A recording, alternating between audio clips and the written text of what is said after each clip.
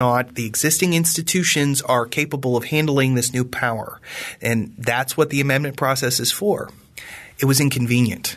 See, they were worried. Napoleon was fickle. Napoleon decided almost on a whim to sell Louisiana, and they didn't want to miss their opportunity. And that is so often the case. I mean, the greatest expansion in the history of the United States and the size and scope of the federal government was induced by the Great Depression, and it was completely ad hoc. I mean, you look at the New Deal to take it all in its totality is utterly shambolic.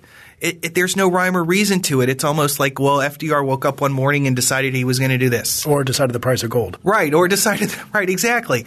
So that is not a very Madisonian way to approach the problem. But that is how government tends to grow. That's how it grows. Like springing forth from the head of Zeus type of – And see, because Madison took institutional structure so seriously, and this is where that story I think gets really interesting, is that he and Hamilton were very bitter rivals over the bank in the 1790s. But not only were they on the same side during the ratification process, but Madison supported the bank, the charter capacity in the Constitutional Convention. He had been an advocate of much more expansive governmental authority.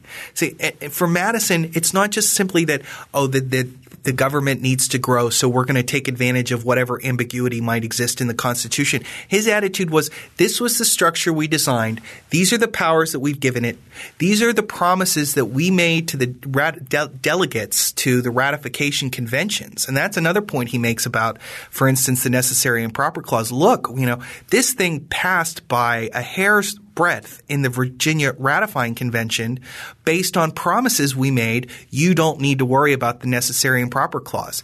In other words, institutional design is as important from a Madisonian perspective as the powers that the government exercises. And this is something that I think – and by the way, Madison himself falls short of this ideal because after the disastrous experience of the War of 1812, after the bank charter had expired in the United States, I personally think somewhat foolishly, decided to go to war against Great Britain and discovered they couldn't raise the money. They got to the other side of that war and they decided we need another bank. And Madison was the person who signed that into law. And he decided then at the end of his political career at least that time had vindicated the bank and that it had become part of the mainstream of American political thinking and therefore it was constitutional, although 25 years earlier he'd argued exactly the opposite. And then by the 1820s we see there's a lot of different things in the 1820s, which I think you bring in a little bit in their Jackson chapter, especially the idea of a popular president, a popular elected president, right. and what maybe they thought the president would be. And also the growth of the presidency is another, I think, sub-story right. to your general story. I mean, you don't talk about corruption of the president as much, but the president himself starts growing many of the powers, taking on many of the powers of the government as a national leader. Right. And Jackson would kind of be maybe the first instance of Absolutely. that. And again, this sort of gets to this there's a certain kind of ironic quality to the Jeffersonians, which is to say that they were so hotly opposed to so many Federalist innovations, but then when they got their hands on the power, they accepted it and then expanded it in their own ways. And Jackson was the same way in so many respects. Robert Romini, who was, I think, and this is not a controversial opinion, I think he is the historian of Andrew Jackson for the modern era, has written hundreds of thousands of words on him and so many different subjects. Typically the period toward the end of the Jeffersonian era, the Monroe presidency, is sort of colloquially remembered as the era of good feelings, and he calls it the age of corruption. Right. And what had happened was that it was much more on the state level. States were beginning to grow in the size and scope of their powers, like for instance, in financing canals, and the development of the railroad was sort of taking place here. But there was corruption on the federal level in the Second Bank of the United States, which was until Nicholas Biddle became its president, was terribly run.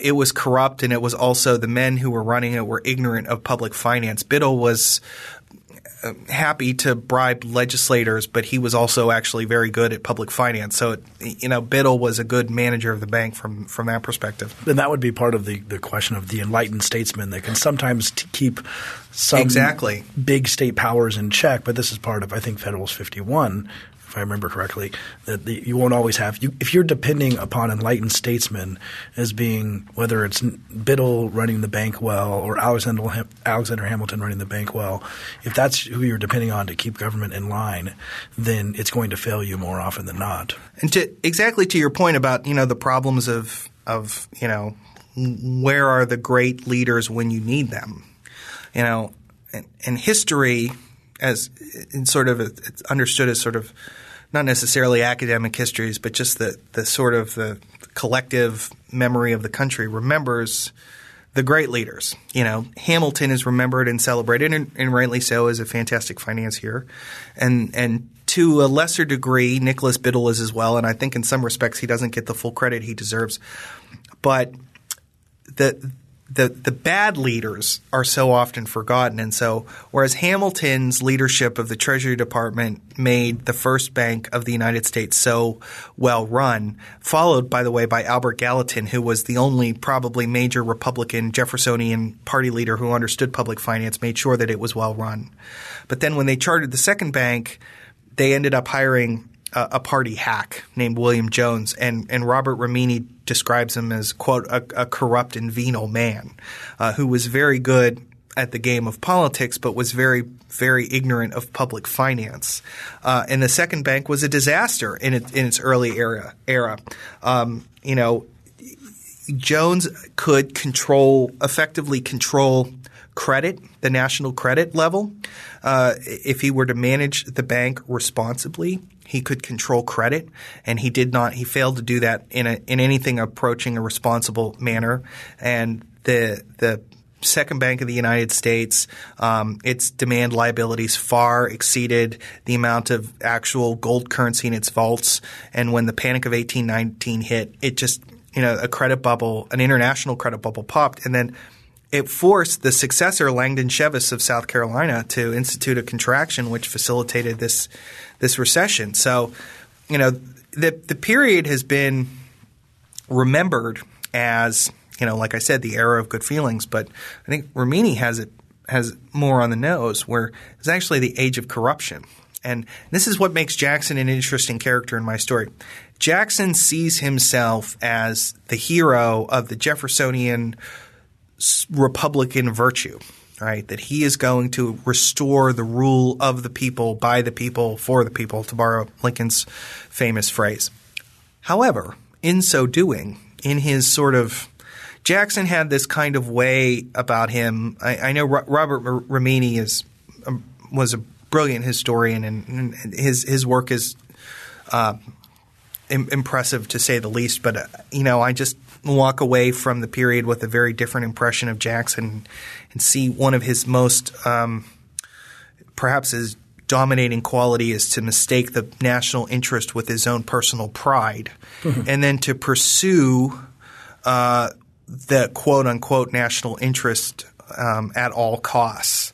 And so what we see with Andrew Jackson then is here is a president who seemingly is looking to restore the traditional public virtue inherent to a true republic, but actually expands and grows the authority of the national government, in particular the presidential office, in ways that further disrupted the system and further facilitated corruption.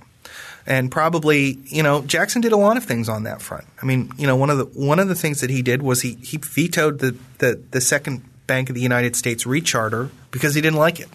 That was fairly unprecedented. The presidential veto historically had been reserved for legislation that the president viewed as being unconstitutional. Jackson, of course, made an argument that it was unconstitutional, but his reasoning on that front is unpersuasive, at least in light of contemporary the contemporary thinking at the time. And Jackson didn't like the bank, and so he vetoed it. Did he view it as not populist enough, or it was too much for the bankers, the financiers? Or Jackson, that's how he framed it. Jackson was in favor of hard currency. He had been burned by banks as a younger man, and he inherited, frankly, a lot of the prejudices of the age against banks. Banking and finance are subjects that few people understand really well, and like Jefferson and Madison, for instance, were very brilliant on matter of political philosophy and individual liberty, but the concepts inherent to banking just were not something that they really ever grasped fully. I think Jackson comes across the same way in many respects. So anyway, what Jackson does in defense of the traditional small government Republican regime is effectively expand the power of the presidency far beyond what anybody had done up to that point. And Jackson is in many respects the creator of the patronage system. It had existed prior to some degree, but under Jackson it's not just a quantitative change, there's a qualitative change. There's this sort of – Jackson introduces this ethos that, we're cleaning up the government because we won. Yeah. Can you explain actually for those of us who aren't familiar with the patronage system that's been sort of long dead, I guess, right. What that actually was, what it meant to take office in, say, 1830 and how you – dealt with the current government employee system. Right. Well, the president had, obviously just as today, the president has a series of offices that he is able to appoint, and then below that there are sub-presidential offices. And today, the sub-presidential offices are normally, they're bureaucratic. They're based on merits, the professional bureaucracy. In the 1830s, that's not the way it was. As the president could fire whomever he wanted that was directly under his discretion, and then his agents, for instance, in the post office or the Treasury Department, dealing with collectors at the Port of New York. If you were a supporter of the Whigs and the Democrats won the election in 1844, you're going to lose your job. Everybody loses their job. Even if you're just clerk of the customs house. Yeah, even if does the janitor lose his job too? Well, that's sort of Leonard White was the historian about in the middle of the last century, took an extensive study of the bureaucracy during this period, and what he found was the turnover, because of course it's not just that it's in 1832 there's a turnover, and then in 1840 there's a turnover, and then there's 1844 there's a turnover. In other words, the two parties would change office or swap positions. The Democrats won in 1832, and then the Whigs won in 1840, and the Democrats won in 44, and the Whigs won in 48, and the Democrats win in 52. So what happens is they just keep sweeping out thousands upon thousands upon thousands of government workers, and then the job is basically left to a bunch of low-level staffers. Well, how'd you get the job in the first? Why would you be a person who'd get put into the job? Right. That was the essence of the patronage regime, is that the jobs were distributed to supporters of the victorious party.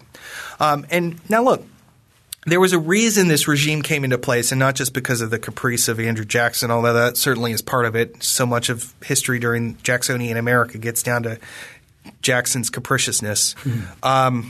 But the reason there was a patronage regime as there was because winning a presidential election – right. And the presidency, remember, and again, this is another innovation to the original regime. The Electoral College, as understood in the Constitution, doesn't call for democratic elections. It leaves it to the state governments, and the state governments eventually sort of coalesce around popular elections. Interestingly, South Carolina was a holdout and never didn't do popular elections at all during this period, and then they seceded altogether. So, but everybody else did popular elections, and that's so often remembered as a good thing, and rightly so in so many respects. But it created a political problem, which was we got to coordinate across a country of enormous expanse, and remember, by this point the country is basically filled in pretty much all the way to the Mississippi River. Only back then there weren't airplanes, and there was no interstate highway system, and there were canals, and there were horses, and there were a handful of railroads, but nothing like there would be 30 years later. So how do you coordinate a campaign in a country as far-flung and disparate as this. It takes a massive effort, and basically stretches from Maine all the way down to Louisiana. And how do you incentivize people to go out and work for you if in the end you're the only one who gets to hold the office? And the answer they came up with was the patronage system. It's a solution to the collective action dilemma. The same reason that PBS will offer you a tote bag if you contribute $50. It serves the same basic function. I'm going to skip the Civil War. Not that it's unimportant. I know Lincoln was very good at patronage. You talk about that in the book. And then, of course, we have this very long Reconstruction era. During that time, the thing you discuss in the book is something that a lot of people have heard of, but I don't think anyone really understands or gets anymore, which are the machines. Right. People have heard of Tammany Hall. Right. People have heard about these political machines, but you do a very good job of explaining how they ran and how that was part of the corruption too, using people like Roscoe Conkling and other big senators and big figures, and also specifically how it related to the election of senators by state legislators, which is the case before the 17th Amendment. Can you fill that in a little bit how that all worked? Of course. Tammany Hall is such an interesting, illustrative in so many respects, story and fascinating. But it was also quite the outlier, right? Because Tammany Hall was this Democratic redoubt in a state that often was ruled by the Republican Party during this period. Was it really just centered on New York City? It was centered on New York City, and then later on, when New York annexed Brooklyn, it became extended there as well.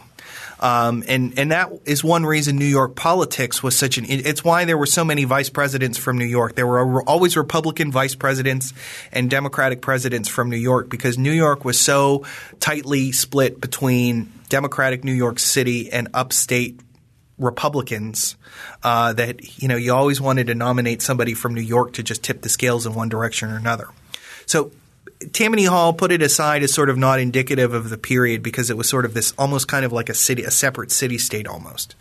But what happened was the patronage regime ends up facilitating the development of statewide political machines because what happened was particularly Ulysses S. Grant. It really accelerates with the 8 years of Grant's tenure because Grant is effectively cedes the power of patronage to his friends in the Senate. Certain people he liked, certain people he didn't like. He liked Roscoe Conkling, so he effectively gave the power of New York patronage to Roscoe Conkling.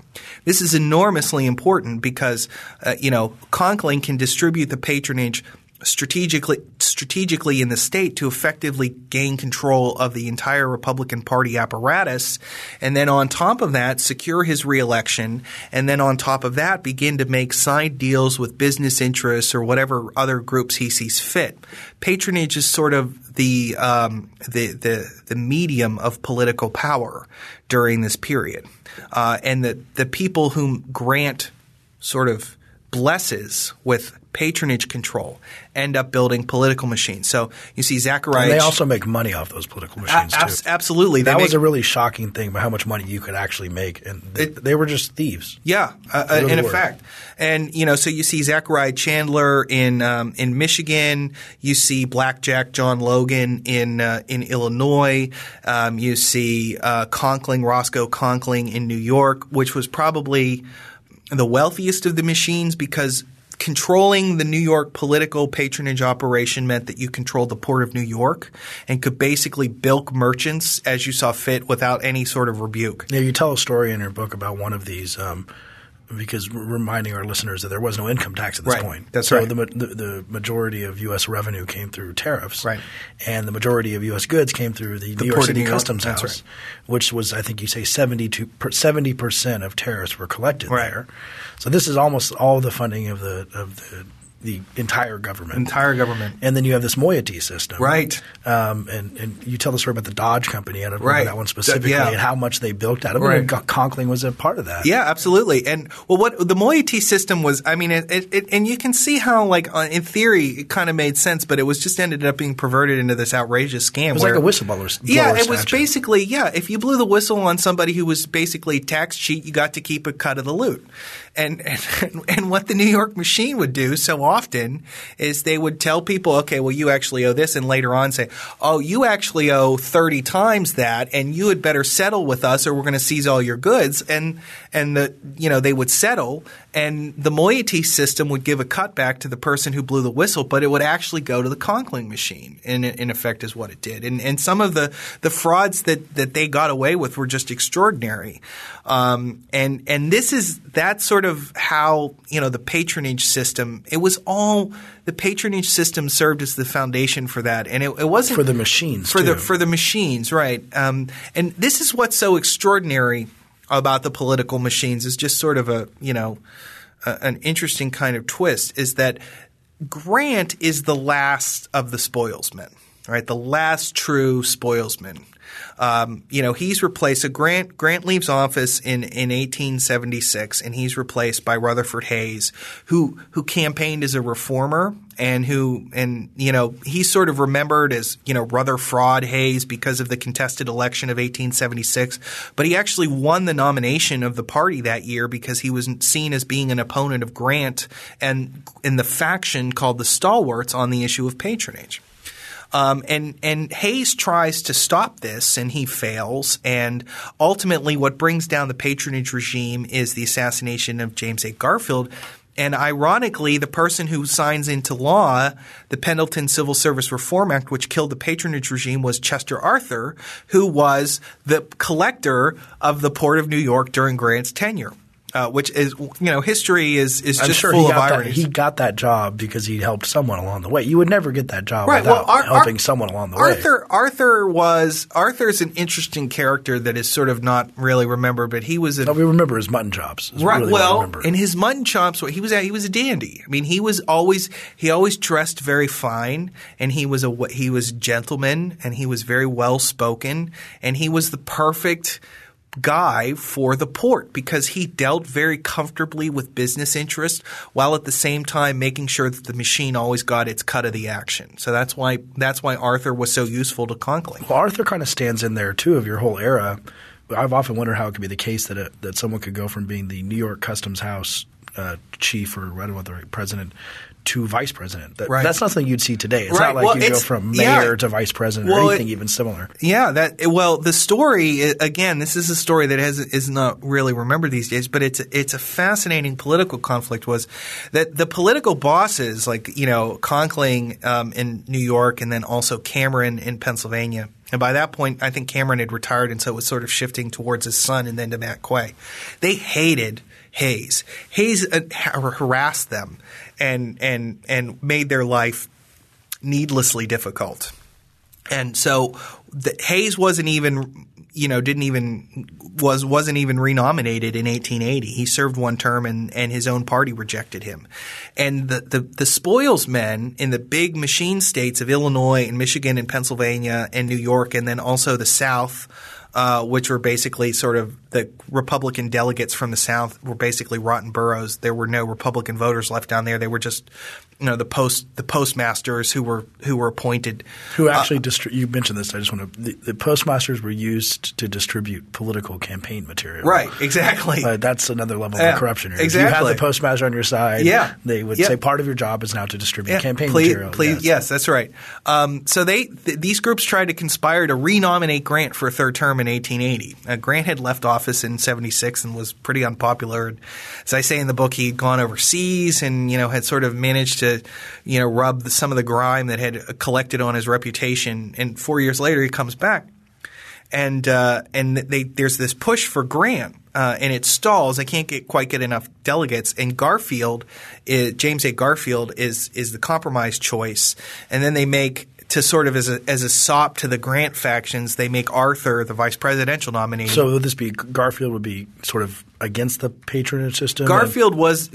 Now to be clear, Garfield, his hands were not entirely clean. He was caught up in the Credit Mobilier scandal, which was a different issue having to do with corruption with the railroads. Garfield's name was brought up with that, but yes, Garfield was not.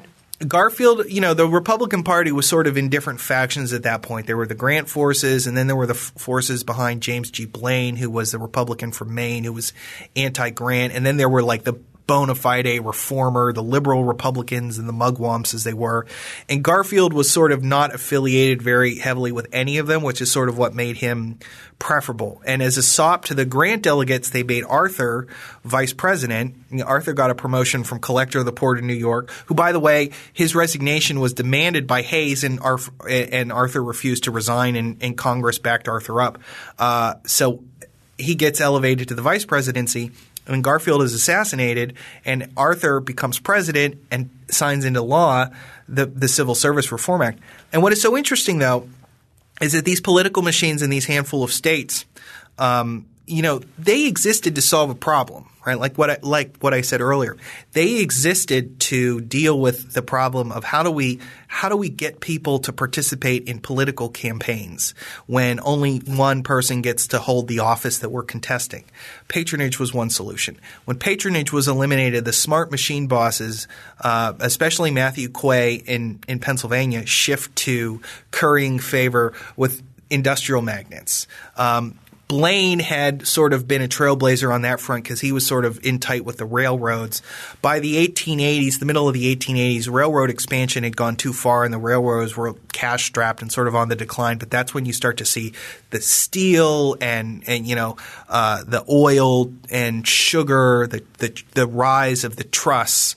And these bosses in the North, Quay in Pennsylvania and Tom Platt, who ends up taking control of New York, and Nelson Aldrich in Rhode Island, and there's John Spooner in Wisconsin. There's one in every northern state. All of the northern states, basically. Why not the southern states? Well, because the southern states were operating under a different regime at that point. The southern states were – well, first of all, the economy was not nearly as developed in the South. And there are also no Republicans in the South. No, that's right. The Republican vote – well, first of all, the Republican vote in the South at this period is the black vote. And the black vote has been not yet entirely suppressed, but in the wake of the populist uprising in the 1890s, the Southern gentry decide because what happened was poor white farmers were aligning with blacks to contest the hegemony of the gentry class, and that's how you got Jim Crow. So it's a different sort of rhythm, and Southern politics is a different rhythm, and it's also it's pre-industrial as well, basically still, and it's just so far behind the times. So you don't really see political machines. You see bosses, and there's different rhythms. And Georgia, for instance, had a pretty insuperable political machine by the time Roosevelt comes onto the scene. But the North is a very different system where you have these bosses who basically end up in the Senate, and rather than use patronage to control their political operation, they use campaign contributions from big industries. So that's the story so far, because we first have the first type of corruption we see, I would think the way you classify it, in the 1790s to say the 1830s is a lot of it's land-based canals, giving people banks, and then Jackson comes in with the spoils system, the patronage system, very wholeheartedly. So the next sort of era of corruption up until the Pendleton Civil Service Reform Act is patronage, restocking the government, getting people to do things for you, and vice versa. And then the big business comes in, and that'd be almost like 1885 to let's say the New Deal and present day. Yeah. But the New Deal also inaugurates the next wave, which we'll get to. That's right. And then you start talking about campaign contributions, because you didn't talk about campaign contributions in the book previously, because that really wasn't part of campaigning. But now that's a different type of corruption. That's right. Politicians, they didn't need campaign contributions from business interests, because they had things like the moiety system in New York. They also had if you got a party job, it wasn't just a gift. I mean, a part of it was a gift. It was a payment for services rendered, but you had to kick back a part of your salary to the party itself. So, which is amazing to me. Yeah. So you work for the government, and you also have to fund it. And then you have to fund it. And then you may not be against, but you might be against it. And then at campaign time, you were expected to leave your job and go. You would continue to collect the salary, but then you would be a worker at campaign time. And so all of this gets taken away from them, or not on the state level. It persists on the state level, but there's a movement toward reform on the state level. But the federal resources start to dry up when Grant leaves, and then with Pendleton, it's very and that's quick. 1881. And Pendleton is 1880, something like that. 82, I think it's 82. And so they have to find a new source of revenue. So what do? They turn to the giant industrial concerns. They turn to what are becoming the mega banks like J.P. Morgan, for instance, and they offer. It's a pretty straightforward transaction. The Republican, and it's almost exclusively Republicans, the exception being New York. Tammany Hall did this, and New York Democrats participated in the bargain to some extent. You couldn't avoid it. Wall Street was so powerful even then that you couldn't be a successful statewide Democrat unless you played the game the way they wanted it played. But there were three policies. The first was the gold standard. The second was laissez-faire regulatory approach, which is to say you supported Supreme Court nominees who would strike down state regulations based upon a very bizarre interpretation of the 14th Amendment. Now I'm going to push back on Sure. this for you because I started this in the book, and my other job here is being a constitutional scholar. Mm-hmm. So you talk about the slaughterhouse cases as an example of them, and listeners will – I could have listened to previous episodes where we've talked about this, such as Tim Sandifer's episode, say that was a problem that they weren't striking down. It was business friendly to not strike down. So, for example, in the slaughterhouse cases, it was a monopoly granted by Louisiana state government, and they didn't strike down that monopoly based on the 14th Amendment. Now, you said a very bizarre reading of the 14th Amendment, which implies Lochner. Right. Fair enough. And That's a fair point. It seems like you're saying that Lochner was wrongly decided, and it helped. Well, what I'm saying is that in general there was the Supreme Court was used as a way to circumvent, to put the brakes on state regulation of businesses, and that was something that had developed, and it didn't look like it would because the court with the Granger cases, for instance, looked like they were starting to go Munn v. Illinois, in right, 1976. Exactly, yeah. that they were going to come in and allow the states to start regulating, but the nominees of that period, and by the way, in both political parties, start pushing back on that and start sort of interpreting. Now, putting aside whether or not, and I view this in sort of my prejudice, if you will, but I tend to view these things in the matter of a balance of interest groups rather than thinking of it in terms of constitutional law. So I'm when I say, I'll put it this way, that the rulings were very beneficial to businesses that contributed lavishly and ensured that nominees to the Supreme Court were of a certain mindset. So that was sort of the second of the three things that they did. And then the third was the tariff. And the tariff, by the way, was also sort of the catch-all. The tariff was basically the classic log roll, where you are a wheat farmer in Ohio, and we need to just tweak the tariff a little bit to make sure that you feel like we're on your side, so we can hold Ohio. And then, you're a Civil War veteran, and you hurt your elbow in the Civil War, and it's all better now, but here, have a pension anyway. And that's interesting. You bring that up a lot because that was the Civil War pension was one of the first really affirmative welfare. Yes. Here is something for you. Yes. Type of system. That's right. Which is your sort of third right. type That's right. of corruption is That's the right. actual giving things to people. Here's stuff for you. Yeah. Right. And, one of the reasons that the pension benefits were useful was because, the tariff regime was so elaborate and extreme that it created an enormous surplus, which nowadays you'd think, hey, that'd be great to have surplus. But, there was a lot of political pressure. Like, we shouldn't be running a surplus. The government should not be collecting more from the citizenry in taxes. As soon as there was a surplus in the 90s, George W. Bush came in and said, here, tax cuts, right? And rather than cut taxes, because the taxes were the payoffs to businesses, the Republicans said, have pension benefits. And it was a way to, what were the major, think of the major states in the North, Indiana, Ohio, Pennsylvania, New York, Illinois, most of them were pretty competitive during this period of time. And so if you offered a 60-year-old Civil War veteran a nice pension, he's going to be your voter. And so the problem with the tariff was that it created winners and losers. And the same thing, the problem with the gold standard. And again, this is sort of how I view things. I know the debate about the gold standard and money today is a very hot debate. And it's a little different back then because back then nowadays people are often partial to returning to a gold standard because of inflation. Well, they had the gold standard then, and there was just this slow deflation throughout the latter half of the 19th century, and it really wrung debtors, just wrung them dry. And who was in debt? Farmers in the South and farmers in the West. So they were losers in the scheme. And by the way, because a lot of times their product was exported and they bought domestic equipment, they were the losers on the tariff regime as well. And because they had to deal with these railroad monopolies, they were the losers in the laissez-faire schema as well. But the way that the system worked is that ultimately they could lose, but the Republican majority was able to stitch together enough votes here, there, and everywhere through these three policies to basically be effectively unstoppable, at least on a presidential level, until the Progressive era. And the Progressive era has a different type of corruption too, and Roosevelt's very good at – he starts trying to crack down on campaign contributions, which you discussed. And then, of course, Wilson comes in with his own thing, and that's when you bring in the second part, which is the bureaucracy. Right. Because now we have stopped firing everyone from the government, and that was one type of corruption. But now we have a civil service class who maybe doesn't leave, which has its own different problems to it.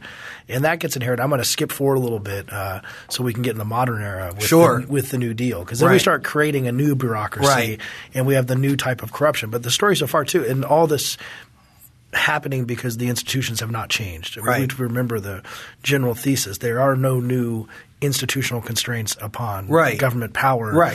There's nothing else checking anything. It's just we're just growing government, and this is the inevitable result of it. That's right. And the three particular expansions of power, I mean, we've spent a lot of time talking about the first one, which is the promoting economic development. So you see that early on with the First Bank of the United States. You see that with Rivers and Harbors legislation to develop the infrastructure capacity, and then with the railroad and the tariff, the gold standard, laissez-faire economic policy delivered by the judiciary are all part and parcel of this power, which is not – look, it's not prohibited by the Constitution. And again, this isn't a legal argument about what the Constitution allows versus what it forbids. The point is that in 1787, when they had a vision in their head of what this government was supposed to do, how could they possibly have had a vision of of promoting industrial development through tariff laws, because it was still pre-industrial. They were on the cusp of the Industrial Revolution. It had begun to take hold in England by that point, but it hadn't come to America yet. So this is in a lot of respects a new power, and per as we said at the beginning of our discussion, it's a new power that just sort of develops in an ad hoc manner. Tariff protection. I mean, Hamilton makes the argument for it, but oftentimes the tariff of abominations in 1824 was a political log roll, and then there were emergency tariff laws during the Civil War and tariff reform acts in the 1880s and in the 1890s and the 1900s are all just the result of political compromises, and this sort of Hamilton had a vision of using a protective tariff to develop and protect industry, and that's not how it operated in practice so often. I mean, it did that to an extent, and I'm not denying that it did. But the point is that it became a tool. It became effectively a protection racket, a political protection racket in service of these large northern, largely Republican machines. So, and this is, and I think I want to add too that the abuse of these federal powers, right? This sort of subsidization of the domestic economy was abused, and the subsidies were corrupt. And this is, the progressive movement does not spring forth de novo, right? It is a response to the egregious corruption of the period that immediately preceded it. And government had by that point been doing so much to help business that the progressive response is we must now rein them